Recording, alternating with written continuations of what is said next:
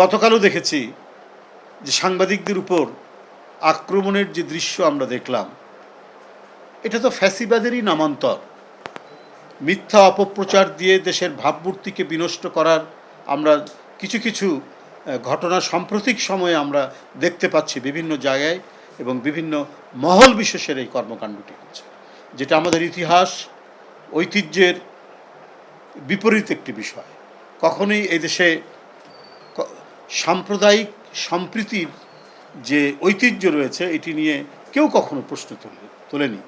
বাংলাদেশের এই যে ওপেননেস, এই ওপেননেসটা নিয়ে মানে পৃথিবীর বিভিন্ন দেশে এবং নানা বুদ্ধিজীবীরাও এই নিয়ে সবসময় কথা বলেছেন যে আমাদের মধ্যে যে এক ধরনের ওপেননেস রয়েছে, অর্থাৎ আমরা খোলাখুলিভাবে আমরা আমাদের মত প্রকাশ করতে পারি, এবং বিভিন্ন সম্প্রদায় তারা তাদের উৎসব, তারা তাদের সাংস্কৃতিক ক্রিয়াকর্ম সম্পাদন করতে পারে।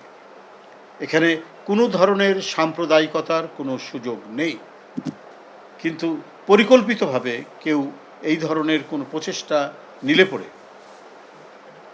এ বিষয়ে সরকার সজাগ রয়েছেন, সচেতন রয়েছেন, সর্বোপরি জনগণ সচেতন রয়েছে।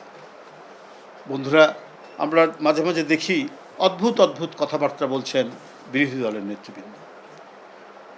বিরোধী দলের একজন নেতা বলেছেন, আমরা এক ফ্যাসিবাদ বিদায় করেছি, আরেক নতুন ফ্যাসিবাদ তৈরি হচ্ছে, তাকে বিদায়ের জন্য আমরা প্রস্তুত। তো ভাই, আপনারা নতুন কোন ফ্যাসিবাদের কথা মিন করছেন? বর্তমান সরকারকে, বিএনপিকে? আমরা দেখেছি যে পুরনো যে ফ্যাসিস্ট গোষ্ঠীর সাথে আপনারা বারবার আঘাত করেছেন, বারবার তাদের সাথে আন্দোলন করে আন্দোলনকামী একটি দল যারা চ্যাম্পিয়ন ছিল গণতান্ত্রিক আন্দোলনের প্রতিটি মুহূর্তে, কি এরশাদের আমলে বা পরবর্তী পর্যায়ে, আপনারা তাদের বিরোধিতা করেছেন। এবং আপনারাও যে ফ্যাসিস্ট চিন্তা চেতনা লালন করেন এটাও জনগণ জানে, এটা প্রত্যেকটি মহল এই বিষয়টি জানে সমাজে, যে আপনাদের চিন্তাধারা যে কত ভয়াবহ, দলমন্যতা সম্পন্ন, এবং কি পরিমাণ আপনারা দলবাজ।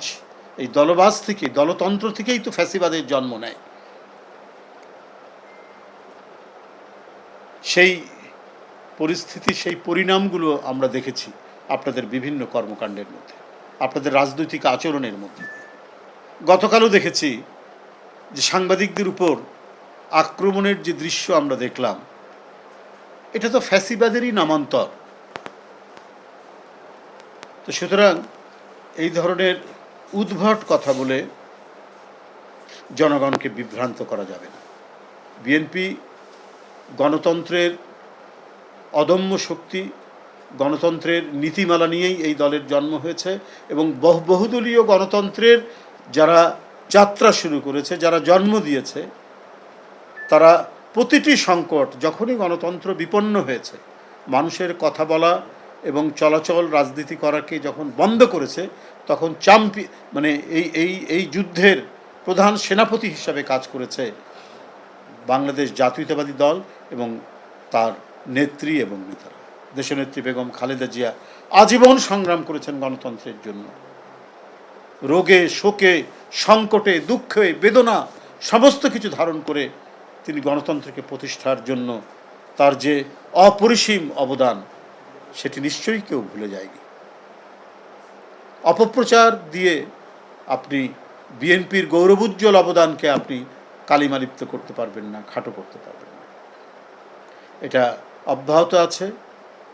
গণতন্ত্রের পথ চলা যেটা শুরু হয়েছে, সেই পথ চলা অব্যাহত থাকবে। পার্লামেন্টে এত কথা বলছেন, প্রধানমন্ত্রীকে নিয়ে নানা অপপ্রচার করছেন।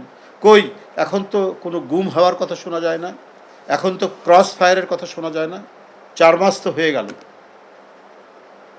মিথ্যা মামলায় রাজনৈতিক মত প্রকাশের কারণে কাউকে তো কারাগারে বন্দি করা হয়নি মিথ্যা মামলা দিয়ে। এইটাই হচ্ছে বিএনপির বৈশিষ্ট্য।